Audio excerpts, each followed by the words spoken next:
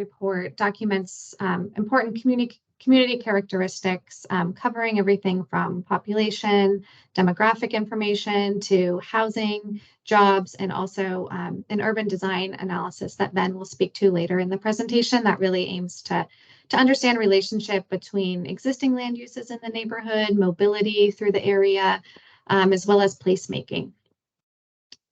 So this existing conditions report, alongside the work we're doing with you all, the steering committee and other outreach and engagement efforts and activities that we do, are really going to help inform the development of this update to the Tillicum Woodbrook Subarea Plan, which you can see the acronym here we're calling TWISP.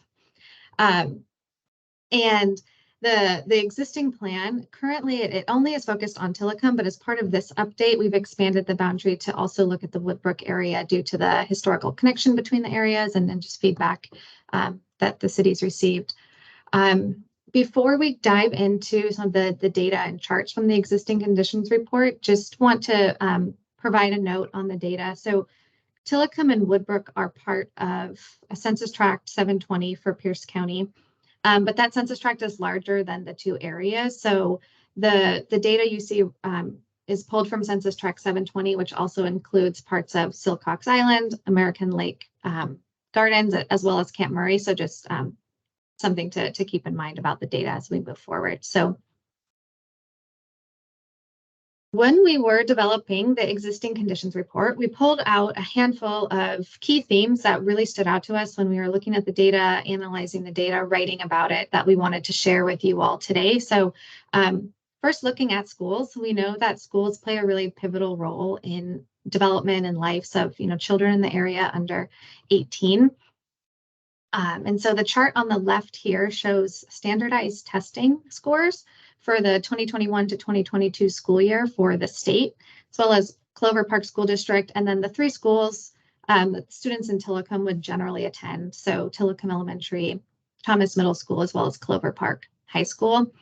And students are tested on kind of three key areas. So there's English, math, and science. And as you can see from the chart here, the district as a whole, and also all three of those schools are testing below state average across all of those three testing categories there. The chart on the right-hand side of the screen shows free and reduced lunch enrollment for the 2022 school year. And again, it shows the same schools, so the state, that school district, and then those three same schools. And as you can see, with perhaps the exception of Thomas Middle School, the three schools are all have a higher proportion of their students on either free or reduced lunch than the statewide average. And notably here, Tillicum Elementary School has 100% of its students on free lunch program. So we know from the existing conditions report that Tract 720, which is includes the Tillicum Woodbrook area, is becoming increasingly diverse. So you can see on the left-hand side of the screen here, this is the racial composition from 2010, and on the right-hand side is from 2020. And so, in that 10-year period, we've seen the proportion of white residents decrease in the Tillicum Woodbrook Tract 720 area. And Tract 720 has also seen increases in the population that are identifying as two or more races or as some other race, which would include races that aren't not explicitly called out on the census categories there.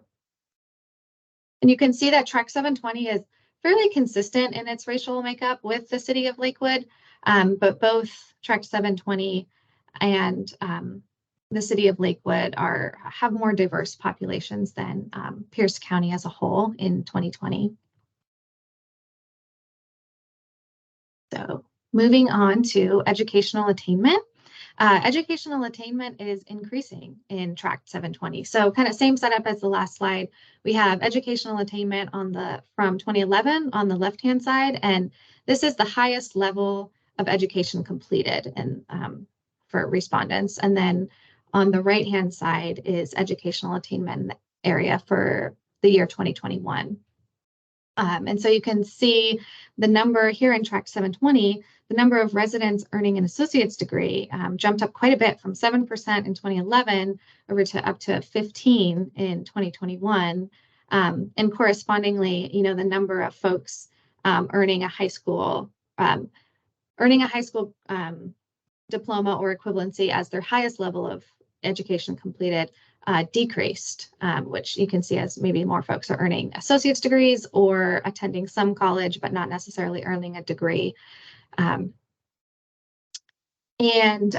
720 has a smaller share of its population earning either graduate or professional degrees or bachelor degrees than the city of Lakewood and Pierce County as well, which are shown here in these darker purple and blue colors on the far right of the chart.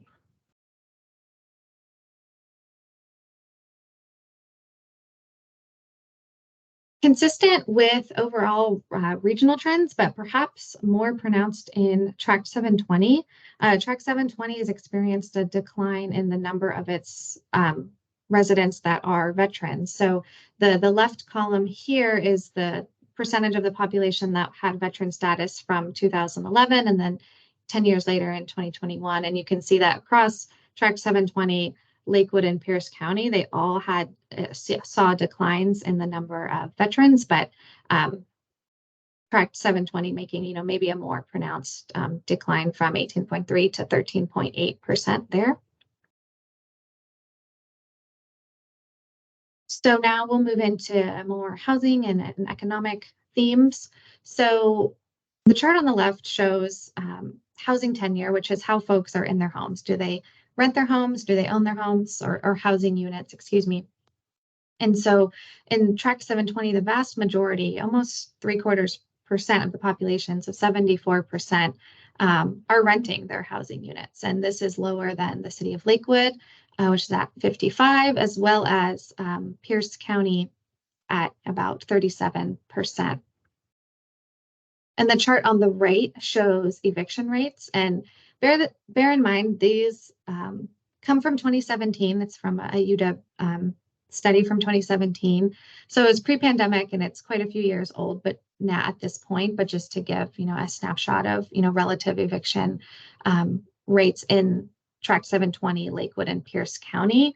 Tract 720 at 7.8 has the highest percent out of those three geographies there.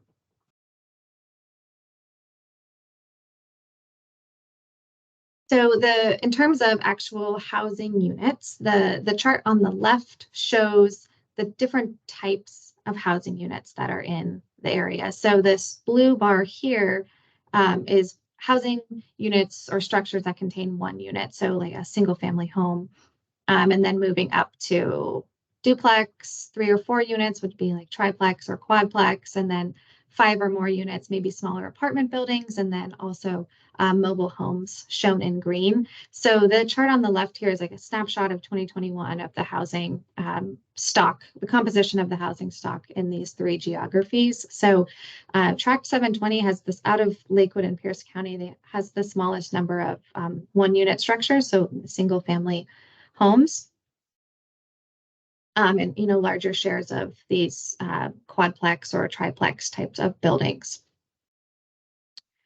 The chart on the right shows the total change in housing units between the period of 2010 and 2022. So you can see Tract 720 on the bottom in red, which experienced an overall decline in the number of housing units in that period of about 6% or 141 units. Conversely, both Lakewood and Pierce County saw increases in the number of housing units in that period. Lakewood, pretty modest growth of 2%, but Pierce County saw, you know, about 13% increase in new housing units. And this chart kind of combines the two. So it shows the change in housing units by each type. So housing, the single family style of housing in Tract 720 actually decreased in that period, whereas you can see housing structures containing 3 or 4 units actually increased in the period. So that suggests, you know, maybe a shift towards more moderate density housing available in the neighborhood.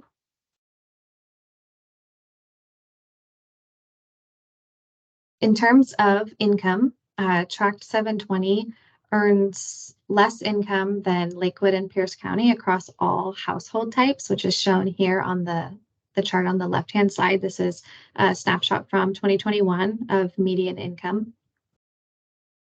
On the right-hand side, it's income category, which is based on area median income. So we can see that majority of Tract 720 residents are low income, which is either earning, these bands, earning up to 80% of the area median income.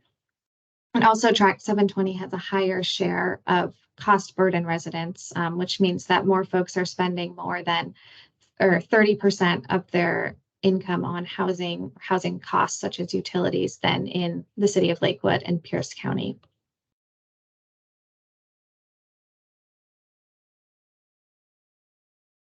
So commute time and jobs. We know from engagement that we've done in the community, hearing from folks, as well as the data shown in the existing conditions report, that there is a need for more employment opportunities in the Tract 720 area. The slide, or the chart, excuse me, on the left-hand side shows commute times for Tract 720 for 2000, 2010, and 2021. And we can see that there's an increase. There's a larger share of residents who are commuting, 20 to 29 minutes or 30 to 39 minutes. So, up to 40 minutes commute for work, which suggests a lot of residents, are not working in the Tillicum, who live in the Tillicum Woodbrook areas, are not working in that area. And that's also really highlighted by the chart on the right, which shows jobs to housing, which is essentially a measure of jobs per household. And there's an ideal range for this measure of about 0.75 to 1.5, which essentially means that, the area has enough housing for employees to live near where they work and enough jobs for near where people live. And so if there's a mismatch in, the jobs to housing ratio, it can lead to longer commute times, which, you're certainly seeing here in the Tract 720 data, as well as just more single driver commuters and loss of job opportunities, maybe for folks to private vehicles. And so Tract 720 has maintained relatively stable jobs to housing ratio since 2002 at about 0.25 or so, which is far under the ideal I mentioned of, between 0.75 and 1.5, and also considerably below Lakewood and Pierce County as well.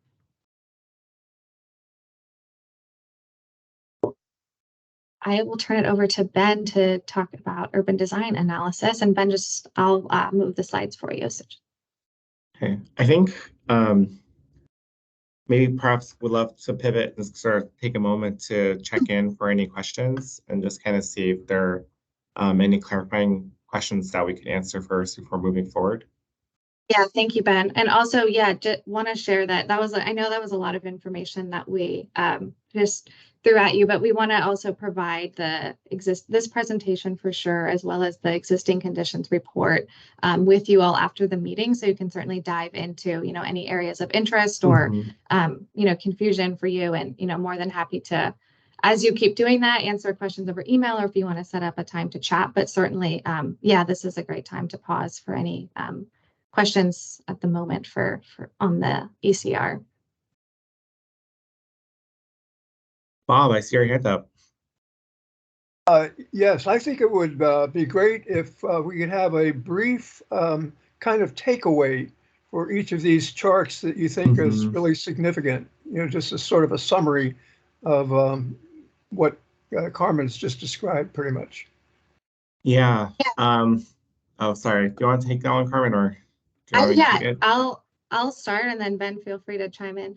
I think that Bob, you're that leads really well to out of the existing conditions report, we drafted a series of key goals that we're going to get into the later portion of the meeting, which are really they're built from those key themes from the ECR, and are going to provide a lens for how we evaluate policy goals and policies for the neighborhood plan. And so we want to share those with you all today too. And I think those do a good job of really like extracting highlights from the existing conditions report and starting to think about how do we implement. But Ben, if you feel free to. Yeah, I'll say just add some more context. Like, my understanding is, like, and Tiffany, correct me if I'm wrong, this might be one of the first sort of larger sort of quantitative data looks at the Tillicum Woodbrook neighborhood. And so I think even though like since the census tract that was looked at is a little bit geographically larger than the neighborhood boundary, it actually it's a good place to start in understanding sort of trends of population and housing characteristics. And so I think we could probably actually, I'm actually okay with jumping towards the end of the presentation. We could probably go through what sort of 5 ideas that we can do that we saw, but otherwise, there was definitely some very big discrepancies that were noticed. And then I don't know if other people saw anything that stood out to them, but one of the biggest red flags I saw was that like I remember, David, I was at the neighborhood association meeting earlier in February, and a lot of people told us, I remember distinctly at that meeting that people were saying that like the rental properties were not being well taken care of. There's a lot of concern about people being evicted. And some of the early data that we found actually confirms that, and how folks in Tillicum and Woodbrook have a higher eviction rate, almost double the eviction rate than other parts of Lakewood. So a lot of our housing policy recommendations or neighborhood planning recommendations are being built off of this work that we've presented so far. The only thing I would add, and this is, I don't mean to detract at all from what anyone else is wanting to say, but there obviously has been changes to Tillicum with the new highway interchanges that have been built. And some of the data being pre-pandemic, at least, just understanding that some of that may be out of date now. So I would look forward to hearing what residents and business owners in the area have to say. Yeah.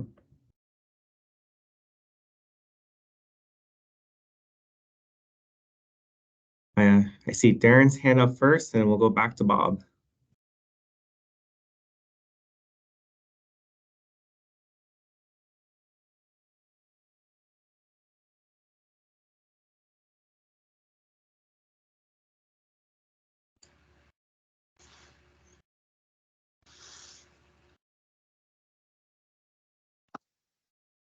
Oh, Darren, I think you're speaking and you're still muted. Here we go. Okay, now am I muted? Great. Yeah, this is great. David, I think maybe you would agree that it looks like a lot of the single family homes that disappeared were over in the Woodbrook area of the track 720, where a lot of those I guess warehouses are now. I was actually kind of surprised. I wasn't surprised really in that decrease in number of single family homes or one unit units that are out there, but I am kind of surprised by the number of the growth of 3 or 4 units. Where is that happening? Because I don't see where 11.2% is that for us growth in 3 or 4 units. Where? Because I don't think it's in Tillicum. Maybe David could answer that. I know Habitat's built quite a few homes, but they've all been, as far as I know, single family homes. So I'll mute myself again. Yeah, and I wouldn't be able to tell you exactly where those units are, but perhaps if that is something to know more about where new construction has been happening, that we could see if there are potential ways to get more information around where growth is happening in the neighborhood, has happened, or not growth, excuse me, where new construction has happened in both neighborhoods recently as well.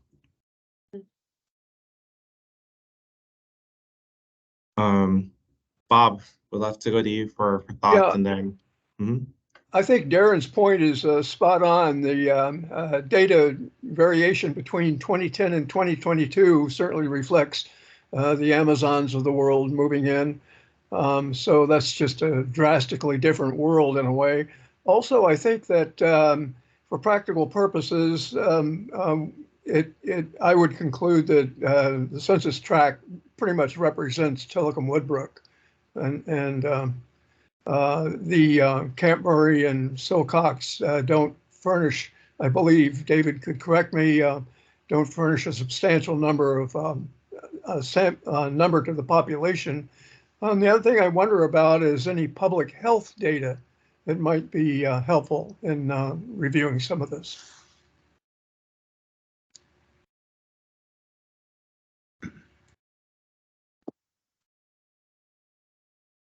Yeah, I guess I'll be curious. I like the question on public health. I think that's part of the narrative and what we can learn through this process too is like, would have to follow up on that one, but I know that there are some data sets available around public health factors in cities.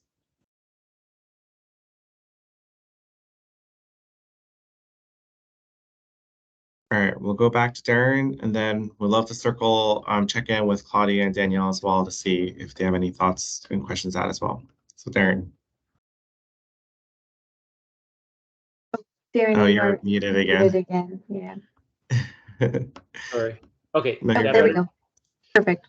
Oh my gosh. Okay. The one source of data that I don't see here is actual rents. Like how much have they gone up in the last? So if the eviction rate is very high and our demographic that live in our neighborhood are primarily almost 70% low income, maybe it's the fact that rents have gone up quite a bit in the last 10 years that that eviction rate actually is increasing pretty significantly, or we're well above the average. I just don't know because I don't see that kind of data. It'd be interesting to see what's happened there. But anyway, I'll mute myself again. Yeah, that's a great point, Darren. That's not a piece that we pulled for the existing conditions report, but would be interesting to follow up on. I would also advise as a caution that like one of the issues with rent data is that geographically it encompasses like the entire city or a much larger geographic area. And so we could probably might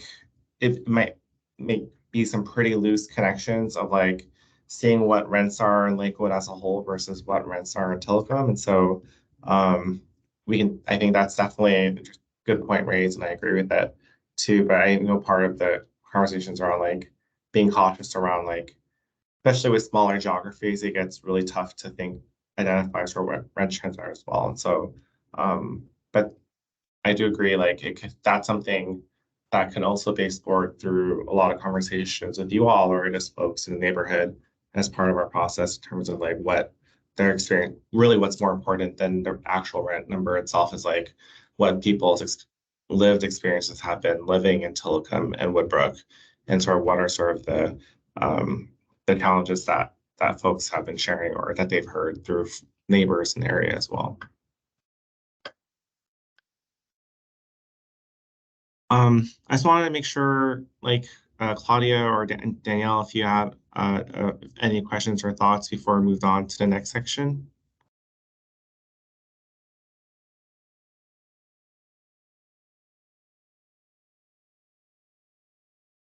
All right, well, feel free to interrupt me if any thoughts come up, but otherwise, yeah, I think I'm just gonna very quickly go through sort of this next part of the presentation. Oh, okay. Thanks, Claudia. Thanks, Claudia. So where do I begin? So so I think when also thinking about like, there's a lot of like social and economics and housing data looked at. It was also important for part of this process to look at the existing design of the neighborhood itself within Tillicum. And so Tillicum and Woodbrook, excuse me. And so trying to understand sort of like where are sort of the major roads in the neighborhood, what are sort of the edges and boundaries, not just as the neighborhood as the boundary, but within these spaces as well, like where are sort of natural barriers that come up, and where are places that sort of people congregate or not congregate, or landmarks to help people orient themselves. And so this is an analysis that a lot of inspired by a man named Kevin Lynch, who is a big American planner in the 60s and 70s. And so he offered this idea of like thinking about an initial look at how people explore and use a space, in this case, the neighborhood. And so there are sort of like 5 sort of categories that he recommended folks look at. So just kind of wanted to give an orientation, sort of how perhaps as an outsider, how I've been perceived both neighborhoods, and kind of curious to kind of get some additional feedback or thoughts around like what I've gotten right, what I've gotten wrong, and how they sort of influence sort of our framework for thinking through the neighborhood Subarea plan. So The first one is what's called a district, and so they describe areas or like maybe neighborhoods within a neighborhood is sort of the best way to describe it. And so, for example, within Tillicum, you see like there's the commercial core, where most of the businesses are located within the area. There's the school, the community center, and the fire station, which really represents like a civic core within the Tillicum neighborhood, and then different sort of like typologies of housing found both in Woodbrook and in the Tillicum neighborhood as well. So this is sort of a first breath pass in terms of like noticing where different types of housing are, which often indicates either like a development, larger scale development, or maybe a historical time point of when housing was built. And so next slide, please, Carmen. Paths are really just the idea of looking at streets. And so as we all know, like both neighborhoods are bisected by I-5, but there are also major roads within both neighborhoods, particularly with regards to access to JBLM, but also major roads, often more popular roads with more traffic than that's a lot of residential streets. And so just sort of highlighting that in this graphic. Next slide, Carmen. And thinking about edges, there's just trying to think through like what are sort of natural sort of transitions within the space as well. And so within Tillicum, just notice acknowledging sort of the shore, sort of a barrier, people can't walk on water per se, but also acknowledging the Harry Todd's Park as sort of a natural barrier into transitioning from a built environment to a physical environment. But also realizing like I-5 is not just a path that cuts through the neighborhood, but it's also a significant barrier for people to actually move across Tillicum and Woodbrook as well, something that we've heard a lot already, and just kind of another way of kind of thinking about movement in space. And lastly, in Woodbrook, I'm realizing like sort of that sort of more of the openness within the Woodbrook neighborhood. And so next slide. Nodes is just really trying to think through where people gather and congregate. And so thinking about people naturally heading to how the flow of direction of traffic within both neighborhoods. And so again, thinking about military access points as a direction that people move towards, also acknowledging that people move towards the community center, the library, and also the intersections where all the businesses are located. Also acknowledging the only access point to the water along Harry Todd's Park as well. And so in a way, it kind of helps think through like flow of traffic and where people are more likely to spend time. And lastly, on the next slide, looking at landmarks. Again, like if you're in Tillicum or if you're in Woodbrook, what are sort of the structures or either natural or built that you look for to help orient yourself of where you are. And so again, for example, with Tillicum, like for me, when I drive in, I always orient myself with Harry Todd Park and where the library is located as an easy way to orient myself within a neighborhood. Otherwise, in Woodbrook, thinking through, I think we saw like a couple churches in the area, but also an event center as well, sort of like are these potential places where people use to know where they are. This is, just kind of a quick urban design sort of initial take around like thinking through space in the neighborhood as well. And so with that, just kind of want to stop for questions, but otherwise we can move into sort of our last phase, which is to present around like, now that we've seen all this information, like what's sort of like the next steps and thinking through around making recommendations for our neighborhood plan.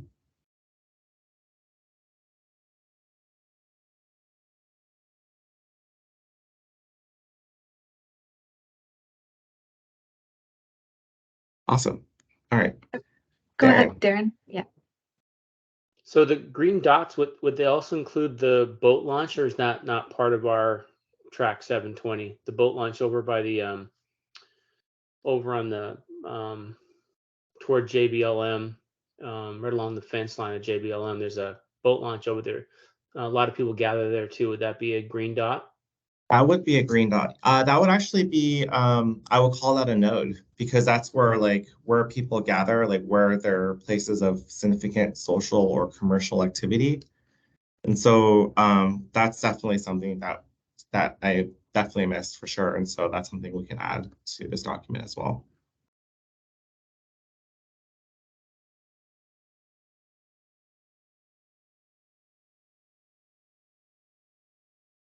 Any other comments, questions, observations on the urban design piece? Again, we'll send the presentation too. So if there's, oh yeah, go ahead, Bob. Yeah, I think it would be helpful with the landmarks if we could put a number on there and identify them. Yeah, I don't know. Yeah, I like that.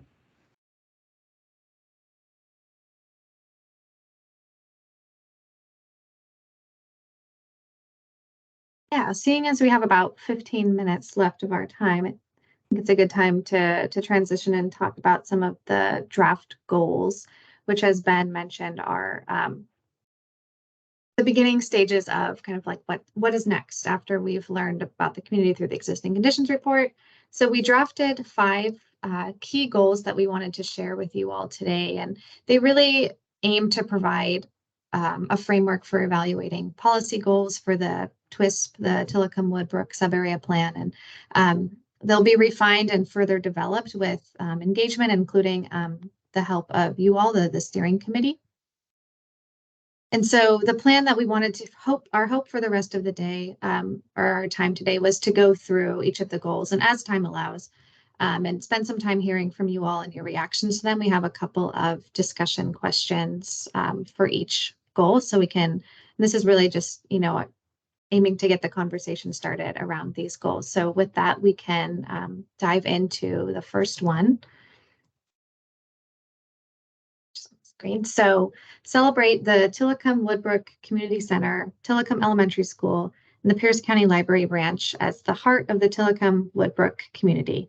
We've heard a lot from folks about the importance of these spaces and really having gathering spaces for the community to come together and offer a variety of services to folks. And so thinking about the plan, transportation, and land use decisions should help support mobility and access through to support opportunities to support these centers really as the the life line of the neighborhood. So we have a couple of questions that we can just kind of start to kick it off. Would love to hear from you all. So does this draft goal align with your experiences in the Tillicum Woodbrook neighborhood? And also, if you have any thoughts around how this goal could be improved, to better capture your experience or so with that, yeah, I'd love to just open it up to folks to see if anyone has any reactions to this goal.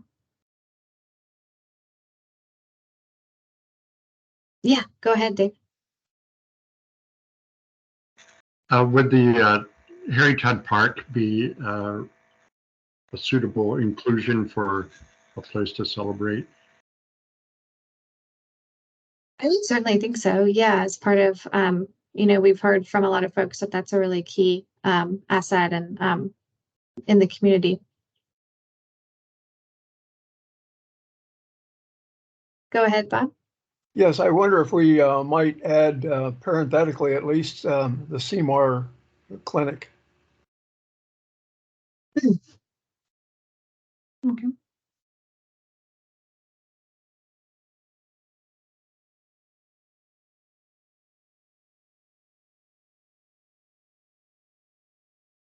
Any other thoughts or reactions to the goal? Oh, Claudia, yeah.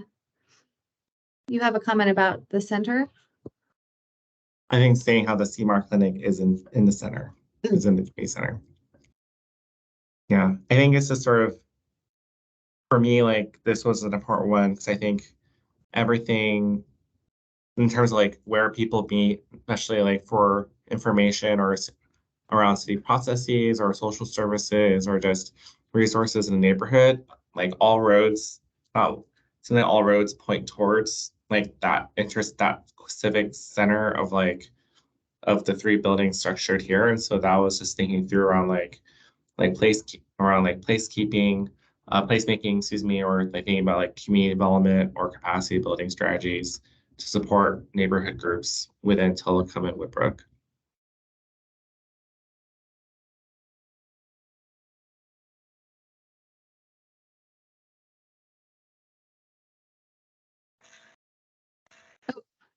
Yes, David, go ahead. There's an expansion of the park sports activities this spring and summer as far as gathering places for the community. Youth baseball and the parents that gather around their kids playing ball is a renewed emphasis as of last year. And that's a successful program that brings the community together.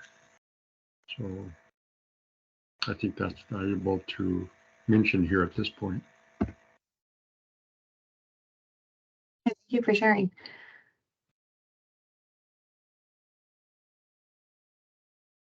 I think in the interest of time, we can move on to the next one, but we'll share all of these afterwards and there'll be more opportunities to weigh in. So if something comes to you later, please, there will be opportunities to share.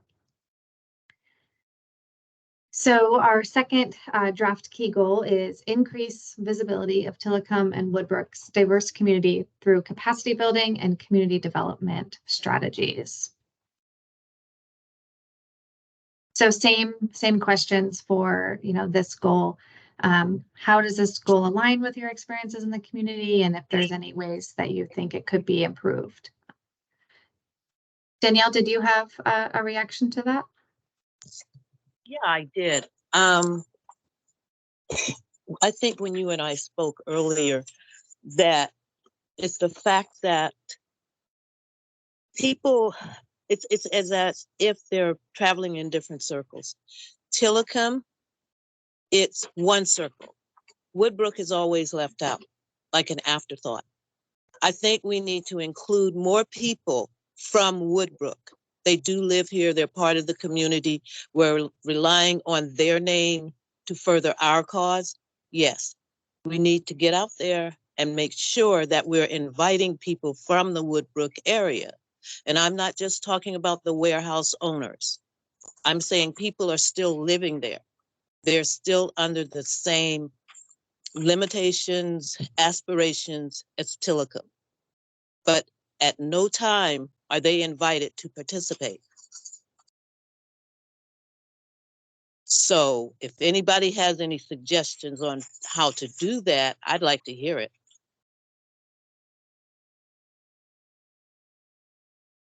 Bob, is your hand up in response to Daniel, Yes. or something? Yeah, I really appreciate Daniel's comment. The sort of easterly portion of Woodbrook, it seems like there's an industrial bulldozer that's basically sort of shoved the residential community into a pocket that is even more remote than it has ever been.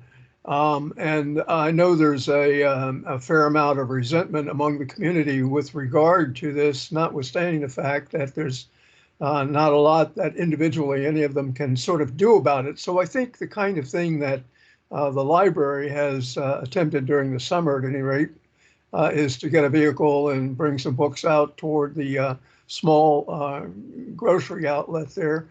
And I certainly, in applauding Daniel's comment, think we need to find ways to sort of reach out, and that perhaps could be a goal of the community center as well, to if we can develop some sort of mobility to at least visit there around one of the sort of the core area of the residential area where the apartments and trailer homes are located.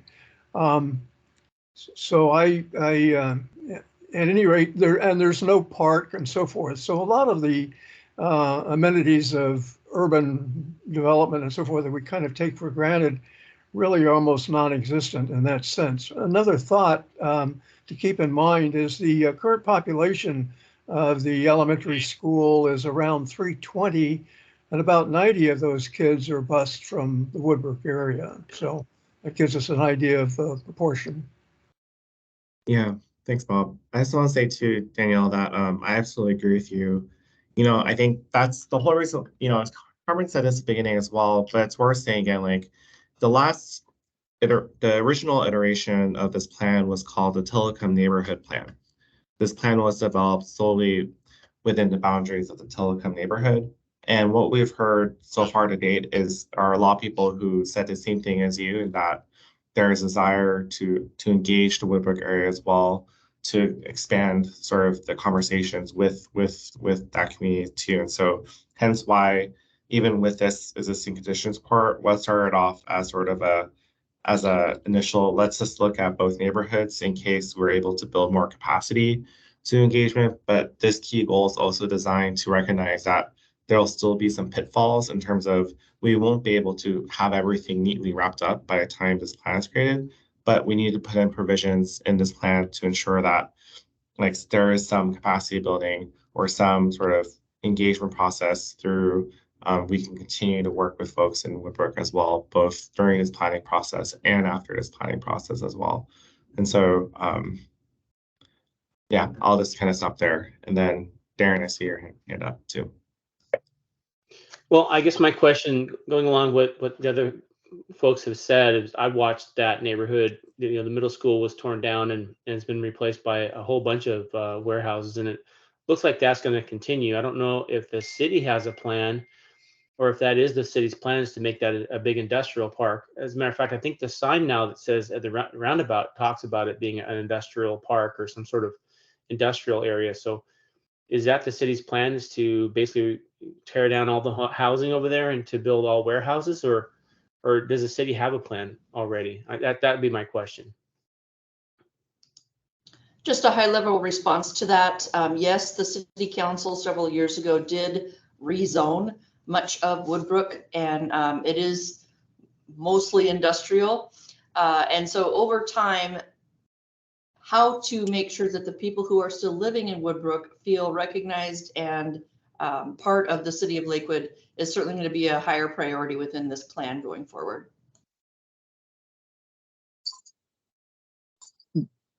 Meaning what?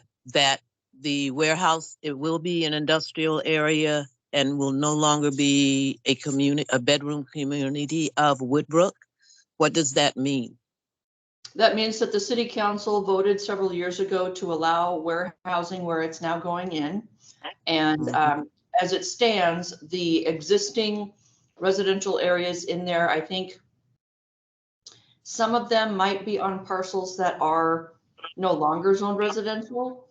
However, as long as they are there and functioning as residences, they will be able to remain.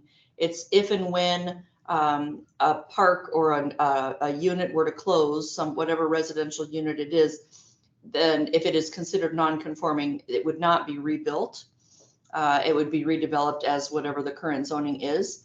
But overall, where you're seeing those industrial developments go in, that is because the council made that choice a few years ago.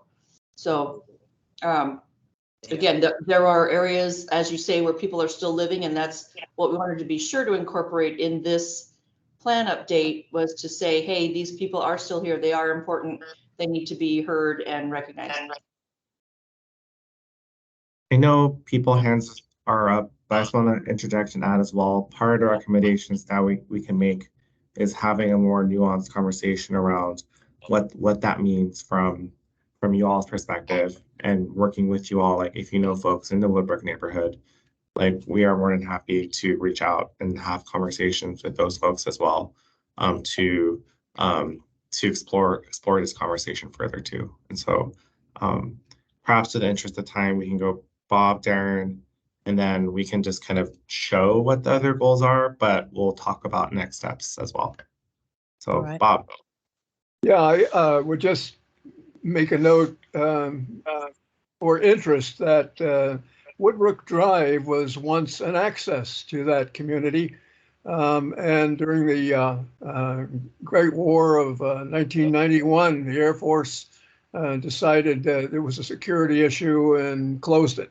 And I don't know if that could be revisited. There are underlying directives for the Department of Defense that suggest that bases like McCord, before it became JBLM, sort of reach out and cooperate with the civilian community to accommodate such things as were taken away, essentially, with the closure of that road. That would complicate the city's situation to try to get it reopened and so forth, and I doubt that it would happen. But I just wanted to make note of that because at one time that was not a problem, nor was the urgency of trying to reestablish some way to get from Tillicum to Ponders, for example.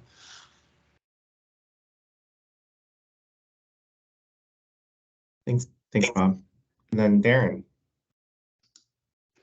My opinion, I agree with, I don't know Danielle, but I agree with her in that I think some people from Woodbrook need to be involved in this conversation, because if we're tasked with not only Tillicum but also Woodbrook, and all of us are from Tillicum, or many of us are from Tillicum, then we don't really have their voice here. And my other concern would be, will it be a long-lasting voice, or is that person's voice going to be taken away by a warehouse that gets built and their property is condemned or whatever, taken over, and it's gone? So, I don't know how you find the right person or the right people to come, but I do think that the Woodbrook residents, if that's our task, I don't know anybody in Woodbrook, honestly, but if our task is to come up with a plan for both communities together, and they are separate communities. I mean, there's one road that leads to either one. I mean, I know that we're included as one, but I mean, the reality is, I think they really are separated by the freeway.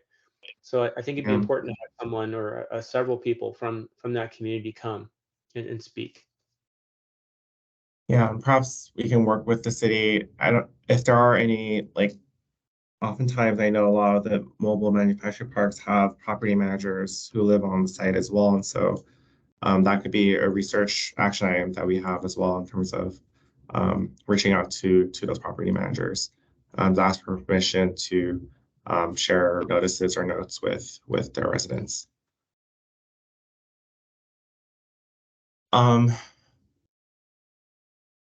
Yeah, I like where things are going. I think, Darren, you said my favorite thing so far, which is, I don't know Danielle, but which is exactly why this group is gathering together. And so really, we're not just here to present and get your feedback, but definitely look to your advice in terms of how do we make something like this meaningful. I will say that in thinking about the longer term, sort of the next 20 years of what this plan can be, really, I recommend that this is a chance to answer those questions, and in terms of what does it look like to preserve housing in Woodbrook, and what does it look like to engage Woodbrook residents and build that capacity. And these are the questions that I would love to explore with you all, and would love to encourage you all. If you have any thoughts around how we can do that, this is a space that's designed to do so. And lastly, I'll just say, with the city staff that are here they're here to be a resource, not just in listening, but in participating with this process too. And so really, our role is to facilitate, but hoping to, if there's any way to build your capacity, being hey, I would love to, I could speak about this on my next meeting somewhere, or I can have a flyer up at the community center or something around, would love to talk to Woodbrook folks or XYZ populations. And so just want to offer that out there as well. And any advice that you have for us, we'll love to talk to you more, but we'll definitely put our heads together a little bit in terms of next steps too. And so I know we're a few minutes over time, and just sort of on our time commits, I'll just lastly say that we'll share this presentation with you all, and we'll do some follow-up on some next steps. But I think there is definitely a need to do some additional outreach and conversations, but also would love to continue to get your feedback on these key goals that we are going to stop midway, just so that we could, I think really with these 5 ideas are designed to be buckets of which we can think through around what the next 20 years in this area can look like. So with that, I'll just check in to see any clarifying questions, or maybe Tiffany, if you have any last thoughts. But thank you so much for being, actually, yeah, let me defer Tiffany if any closing thoughts before the end of the day. No, I don't have anything other than to say thank you and really do appreciate you spending your lunch hour with us. Awesome. Thank you all. Have a great rest of your day, and thank you for a great meeting today. Thank you, everyone.